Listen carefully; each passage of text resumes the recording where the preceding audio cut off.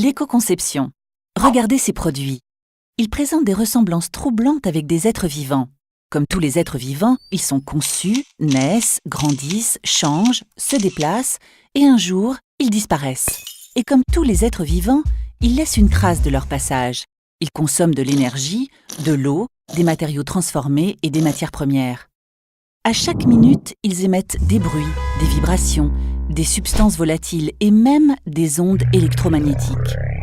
Certains de ces effets peuvent vite s'avérer nuisibles à notre environnement, comme l'effet de serre ou la pollution des eaux et des sols.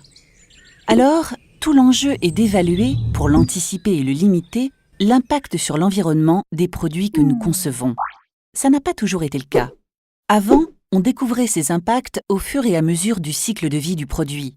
Consommation de matières dangereuses, consommation d'énergie démesurée liée à leur utilisation, et puis, on colmatait. Quand on limitait l'impact ici, on l'augmentait ailleurs.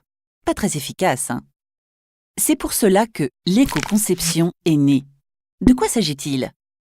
Dès la conception, les ingénieurs analysent le cycle de vie du produit pour mesurer ses effets indésirables sur l'environnement. De l'extraction des matières permettant sa fabrication jusqu'à sa fin de vie, en passant par la fabrication et le transport, l'utilisation, le recyclage ou la destruction, tout est mesuré, de la naissance à la fin de vie. Dès lors, le produit peut être éco-conçu. On peut, dès sa conception, limiter son impact futur sur l'environnement, et ce, à chaque étape de son cycle de vie. Aujourd'hui, des ingénieurs du monde entier font tout pour parvenir à élaborer des produits moins énergivores, moins dangereux, plus écologiques, quoi. Ils font de nous de vrais éco-consommateurs. Et ça change la vie au quotidien. Pour les entreprises et pour leurs ingénieurs, la question est désormais de savoir comment intégrer la mesure et la limitation de l'impact environnemental des produits dans leur stratégie de recherche et de développement.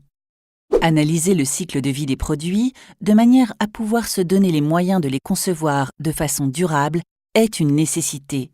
Avec Alstom, l'éco-conception est un enjeu quotidien et l'un des vecteurs de sa politique d'innovation.